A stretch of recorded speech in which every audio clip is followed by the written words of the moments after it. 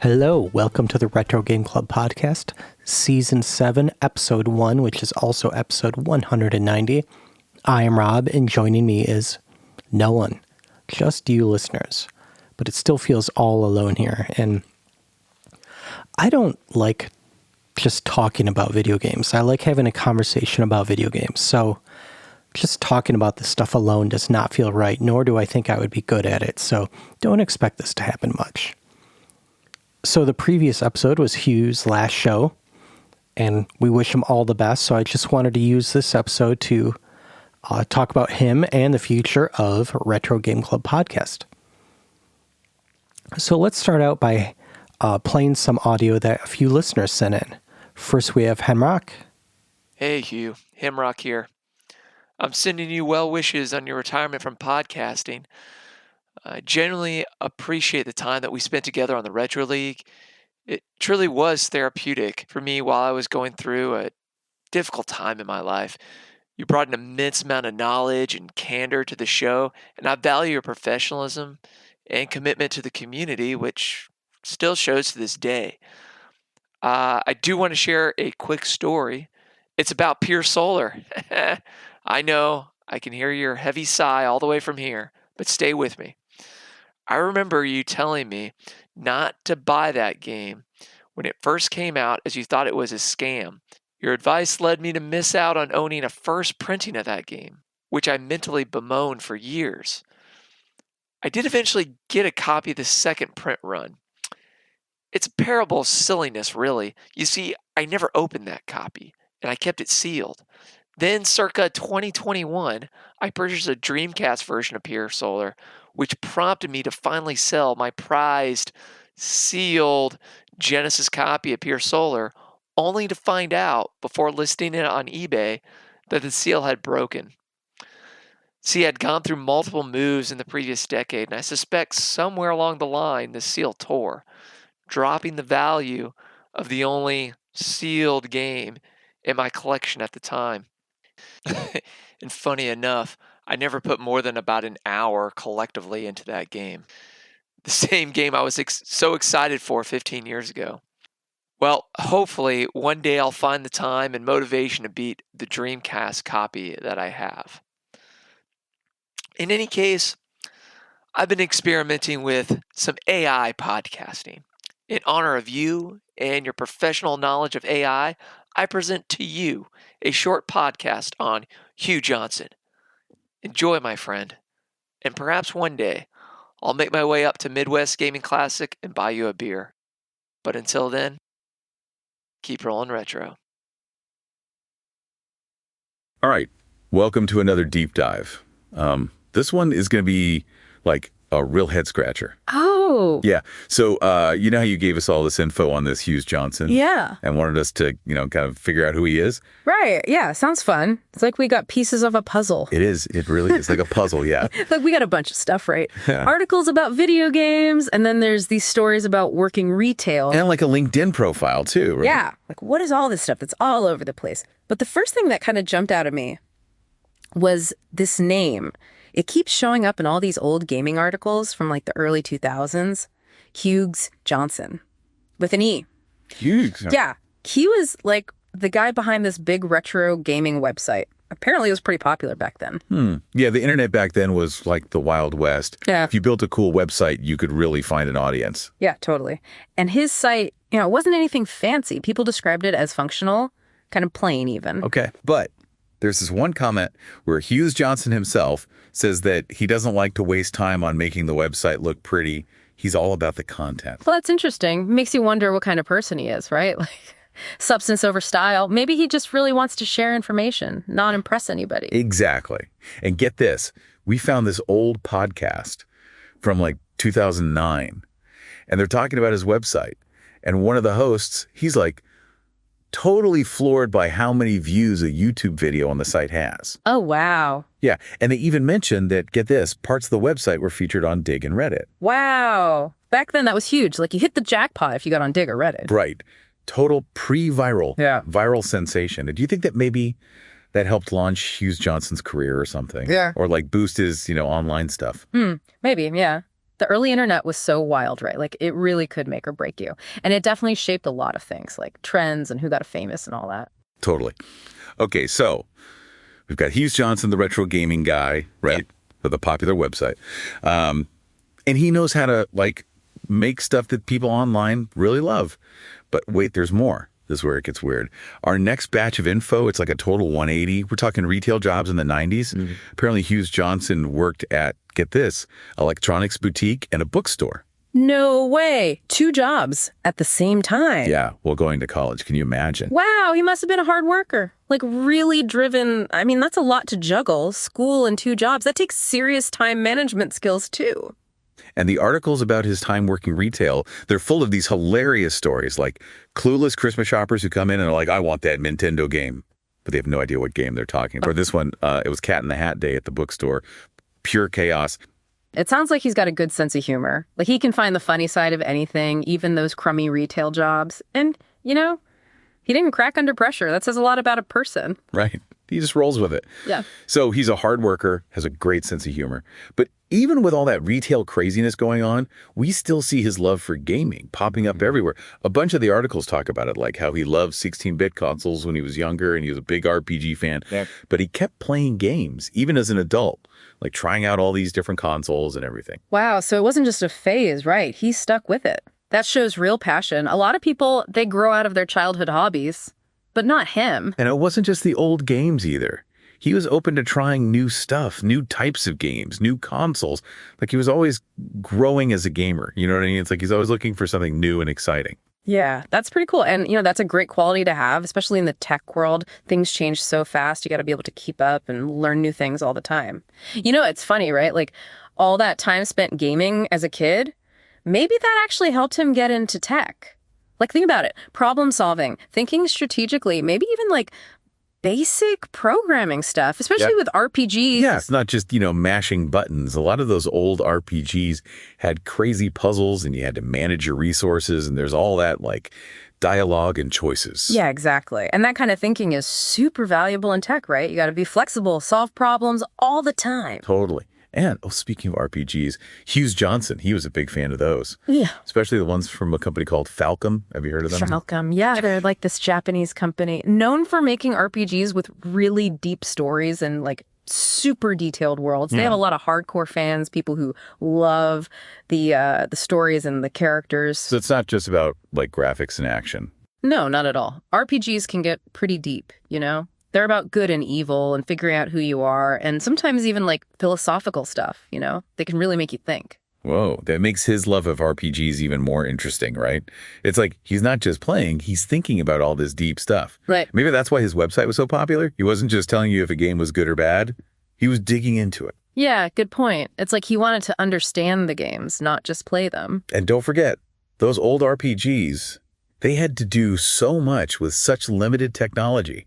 It was all about the story, the pixel art, the music. That's how they drew you in. Yeah. It's amazing what they did with so little, right? Like, they had to be super creative. Yeah. And it actually forced them to come up with really clever ways to tell a story. Okay, so speaking of what he does, let's look at Hugues Johnson, the professional. His LinkedIn profile says he's the director of technology at Gallagher now. Talk about a glow up. Wow, that's quite the journey from those retail days. His profile shows he worked his way up. Started in software development, and now he's leading a whole team. That shows real ambition, you know, and the willingness to learn new stuff and just go for it. And it's so cool how his career kind of reflects those things we talked about, like his hard work and being able to adapt. And even that problem solving thing, maybe that comes from all those hours playing games. Maybe, yeah. It all kind of fits together, right? Like, all these different parts of his life are connected somehow. But okay, there's one thing that's been bugging me. Remember how in those old gaming articles, his name was spelled Hugues with an E? Yeah. But on his LinkedIn, it's just Hugues, no E. Do you think like maybe it's two different people? Maybe. Like a case of mistaken identity. But before we go there, what if it's simpler than that? What if it's just a typo? A typo. You mean someone spelled his name wrong and it just stuck around? It happens all the time, right? Especially back in the early days of the internet. People weren't as careful about checking facts or stuff like that. So a typo could easily spread online. So we're thinking it's probably a typo. I wouldn't say probably. It could be either way, right? But we have all this info that points to it being the same guy. The hobbies, the jobs, everything. But then there's that name thing. It's a real mystery. We know so much about this guy, what he loves, how hard he works, even his sense of humor. But we're still stuck on this name thing. And maybe that's okay. Sometimes the most interesting stuff leaves you with a few questions, you know? You're right. All right, well, I'm still kind of hoping we figure it out. Maybe we missed a clue somewhere. So are we any closer to figuring out this name thing? I gotta admit, it's still bugging me. Yeah, it's a tough one. But even if we don't solve the mystery of the name, maybe you can still learn more about Hugues Johnson himself. You know, what kind of person is he? What makes him tick? Yeah, that's a good point. We've talked a lot about what he does, like the gaming, the jobs, the website. But what about, like, who he is? You know? Well, those retail stories, they weren't just funny, right? They told us something about him.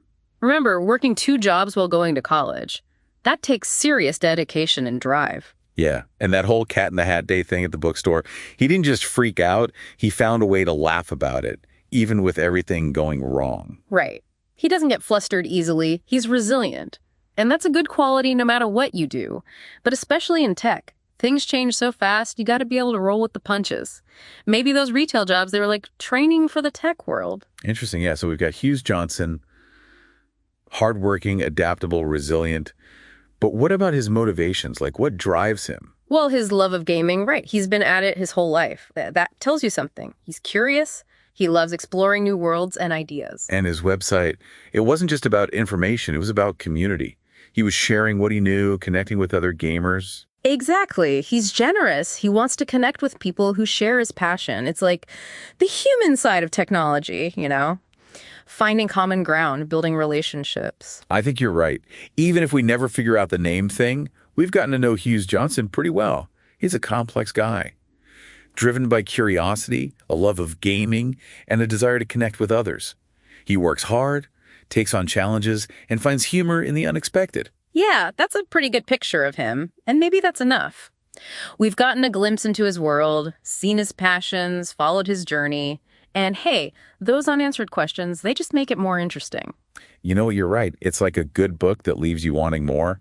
Maybe someday we'll bump into Hugues Johnson and we can ask him about all this ourselves. That would be awesome. But until then, I'm happy with what we've learned. Me too. Well, that about wraps it up for this deep dive. Thanks for joining us. And remember, there are amazing people everywhere with fascinating stories just waiting to be discovered. So stay curious out there. All right, thank you. And next is Nate Peters of Doodle World. Hey Hugh, Nate Peters here. Been listening to you ramble on about video games since 2007? And even for a short time there, I was your editor. I really appreciate all your insights and your pragmatic approach to retro gaming and gaming in general. You've given a lot to the community through these years. It'll be missed, but you had a great run, and again, appreciate all you've done for the community, and I really appreciate what you've done for me, being able to help me promote Doodle World and spread the word about retro homebrew and indie developers. Thanks, and enjoy your retirement. And then next we have Jim from the Pie Factory podcast. Jimmy G here from Pie Factory Podcast. And this is on behalf of both Sean and I. But, hey, Rob. Hey, Hugh. Just a little note to tell Hughes, have a happy retirement from podcasting. Yeah, you probably don't remember me, but I met you twice, each time at Midwest Gaming Classic, and I showed you one time how you can use the 8-bit-do wireless controllers on an Atari 7800, and I remember you vaguely mentioned that, but hey, you know what though? It's nice to hear you guys banter and talk on Retro Game Club there, but you know what? You can't stagnate. You got to move on, and that's something I've learned. And hope you have a healthy podcast retirement, and hope to hear you come back sometimes. But anyway, to celebrate your retirement, I'm going to present you with a little musical interlude, as it were, with oh, I'd like to know where you got the notion to rock the boat. Don't rock the boat, baby. Yeah, a little Hugues Corporation for Hugh. So I will still continue to listen and continue to send feedback when I remember what I'm going to send feedback about. And Mist still sucks. Sorry for the bad audio quality, guys. This is Zach jumping in. I'm traveling right now, so I don't have my professional microphone, semi-professional microphone. A couple of messages to Hugues got left out on accident, so I'm going to cut them in right here. So first we will have French Pet Will, a friend of the show. Then we will have St. John, who does Nerd Noise Radio, and had a second channel of that with Hugues for quite some time. They just wrapped that up. Hope you enjoy. Sorry about that, guys. Well, it was a good run. I've been listening to your podcast for a while. Seems like a decade and a half now. Maybe I gotta retire. But yeah, I'll tell you one thing. There's been a few moments. Well, first of all, I just want to appreciate that you never really sold out. There were times where I think it might have been advantageous to succumb to the clickbait culture of the internet, of the modern internet era. And your podcast always sort of had a vibe that kind of stayed the same. And I appreciate that continuity. I tried listening to other podcasts and I just couldn't do it. It was just terrible. It was just usually terrible. And I'm not trying to, well, I am trying to tear down other podcasts. They tend to suck. It's all clickbait. It's all just inane garbage, drama, stuff like that. And I really appreciate that a little bit of drama is okay, but I really appreciate that your podcasts were always, entertaining in a way that didn't make me feel like I was an 8-year-old being talked to by a clown. But I'll tell you one thing that really messed me up. When I think it was your older podcast, I was very much against buying digital games. And I was like, I'm never going to buy a digital game. Never, ever, ever. And being a programmer, we run off caffeine. And, every day I would go get a Starbucks or two sometimes. And I remember on one of your shows, you said, I forget exactly what the context was, and I'm just totally paraphrasing this, but you were like, for the price of a Starbucks, like, it doesn't make any sense. Why wouldn't you buy a game for $5? You'll have this game for at least a year, but a Starbucks, you have it in your system for freaking 7 hours. I was like, shit, you got me. And I just went all in on digital. I don't spend more than $20 usually now, but you're totally right. If you buy a meal for $30, that's gone. That's dust in the wind. And a $30 game, you're going to have that in your Steam library that you'll never play for at least 7 years. Anyways, good luck, Hugues. I know you'll make a return as a wrestling fan. No one ever really retires. But thanks for the good content, and that's it. Bye-bye. Hey everyone, this is St. John of Nerd Noise Radio. I first started listening to Hugh back in 2011 when he and his co-hosts were just sort of hitting their stride with his original show, which is where I'd suspect most of this current fan base originated. While I enjoyed the entire crew and the interplay of their differing personalities and styles on the original show, and in the forums where many of us would routinely cuss and discuss all things retro gaming, Hugh's laid-back, almost laissez-faire delivery and clear intelligence had made him my favorite of the team.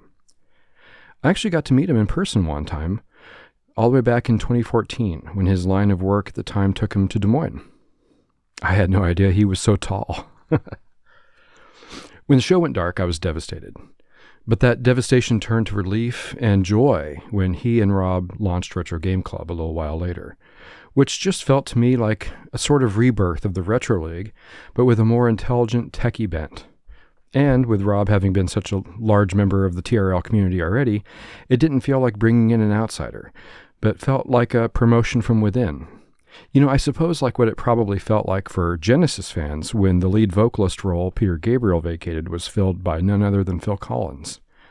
He was already an integral part of this great enterprise, and that's kind of what it felt like for us when we learned that Rob from Detroit was going to be the guy. I mean, how perfect could it be? It was still even going to be a Rob and Hugh panel. But what blew me away even more was when Hugh approached me in 2019 about the idea of doing a one-off episode on music from games from the previous decade. I went from being a fan of the guy to working with him. Now, it was only a one-off, but still, it was something I had never envisioned happening. And then, to add to the greatness of all of it, our one-off went so well that less than a year later we decided to make it a regular thing, and thus was born Nerd Noise Radio Channel 2, Nerd Noise Game Club. Sometimes I still have to kind of pinch myself and say to myself, holy shit, I still can't believe I get to work with Hugh, the Hugh. How incredible is that? If the greatest standalone blip moment that's ever happened to me as a podcaster was the 2 times I got to work directly with Stephen Hill of NPR's decades-long-running New Age Space World Ambient music program Hearts of Space, upon which Channel 1 is heavily inspired and loosely patterned, I would say the greatest ongoing condition that I've ever enjoyed as a podcaster was getting to make the show with Hugh. As Hugh prepares to hang up his microphone and retire from podcasting, I just want to say how great he was, how much joy and thought he's brought into our lives, and just what a pleasure and honor it's been for me to be his fan and eventually his podcasting partner. I wish him all the best in his next endeavors and hope to any and all gods out there that we'll stay in touch in the years ahead. The podcasting scene will be that much emptier without him, and we'll all miss him. But on the other hand, nothing lasts forever, and we all had the privilege of being able to be a part of the moment while it lasted.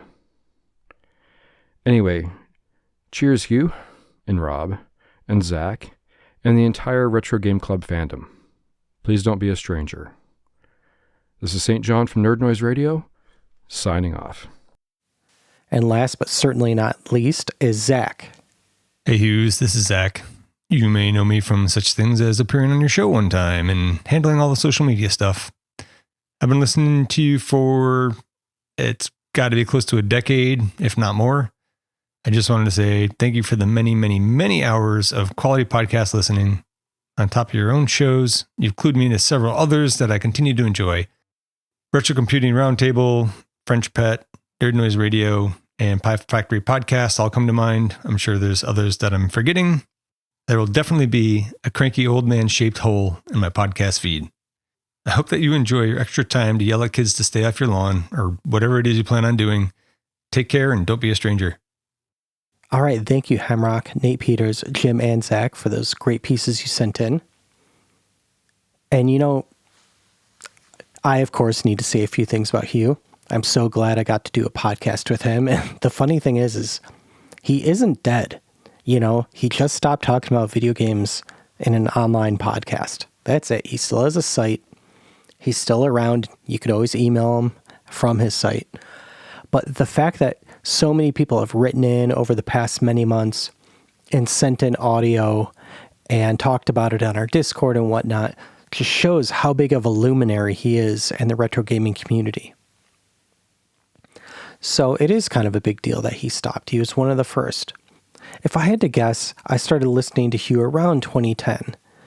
I wasn't into podcasts, but I decided to search for some retro stuff because I was into retro and not many people I knew were. And one of the first podcasts I found was the Retro Hour. And one of the reasons I loved it is I just felt like I was having a conversation with the podcast hosts about a topic that was dear to me. Most of my friends aren't into gaming or, let alone retro games. So it was just, a nice outlet for me, a breath of fresh air. And another reason why I loved it is because it didn't ask anything of the listeners. No Patreon, no smash that like button. And, like many of you, I was not ready when it ended. I wanted it to keep going. I'm not sure if any of you feel that way about this podcast. If you do, let us know. And after a few weeks went by, I emailed Hugh from his website with an idea for almost a sequel to his previous podcast, with a more programming type feel to it. And after we did maybe 2 or 3 Google Meets to see if we had any podcasting chemistry, we decided to give it a go. And I think it worked out. We're 7 seasons in here, and I really appreciate him sticking for it for that long. And like many of you know, our topics used to be way more involved, but that became kind of a full-time job, so we gave that up pretty early. But, I totally get it. There's only so many games you could talk about, and there's so much time you have in this world. So, Hugh, thank you for all the time you gave me and to all the listeners, and I hope you keep emailing in, and I hope you keep creating online and building new games and demos, and I can't wait to see what you spend your time with creating. I will definitely help you beta test anything.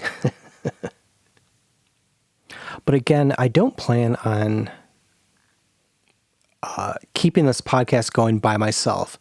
So a quick short-term future of this podcast, Hugh and I did record about 2 spare episodes that will come out after this. And those are really good ones. I can't wait for you to hear them. So you will hear his voice pretty soon. And then after that, I have some really good interviews planned. None have been recorded yet, but a lot of them are focused on collecting, the history of gaming, the history of retro journalism, and what the future of retro journalism could be. Some things about retro streaming, and maybe a celebrity here and there. So we shall see how all that goes. But what comes after that? So, like I said, I don't want to do this alone. And Zach has graciously offered to help be a co-host when available, and I will definitely take him up on that. But for the long term, I'm definitely trying to find a co-host, and, filling Hugh's shoes is really difficult. He worked in a video game store during the 90s, which was a gaming boom. He wrote a book about it. He writes Sega Genesis games and also little hacking tools in Java for retro gaming. So finding someone that could fill those shoes is kind of like hunting a unicorn. It is not easy. And also, if you look at the retro gaming podcast landscape right now, it looks a lot like me. All of it does. Late middle age, nerdy, usually white, male, from the Midwest. I mean, that's got to be 99, at least 90% of retro gaming podcasts. Maybe a European one here or there. And I just want some different perspectives. I want to see what kind of conversations I can have with someone that grew up a little bit different than me. And I think it would be fun to do. And, I hope there's no one out there that thinks this is a quote-unquote DEI hire. I'm all about inclusion, but that's not what this is, even though I totally support that. This is, I am looking for something interesting. And so we shall see what I find. So if you have any suggestions of anyone you think would be a great co-host, I am still searching for that perfect one. So please email me, email@retrogameclub.net. And then depending on what happens with that, the show's likely going to go in one of 3 directions. The most likely direction is it's going to stay the same, right? That's the one I hope happens. And I think most of you hope that happens. The second most likely situation is the show will end. I don't want to talk to myself, and I don't think you guys want to hear me talk to myself.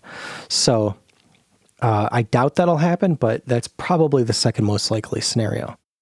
And the most unlikely thing to happen would be the show would get bigger. Patreon tier, maybe ads. I don't think that'll happen. If it does, I would have to give up a few other things in my life, so we shall see. But that's not the likely scenario. But anyway, I'm looking through my notes now, and I think that's about it. So, again, thank you for everyone that wrote in and gave Hugh some appreciation and a great send-off. Thank you for keeping up with this podcast for 7 years. Please email any suggestions you have, even about changes for the podcast, different segments, stuff like that you think would be fun. Email @retrogameclub.net. And I hope to hear from all of you soon. Thank you very much.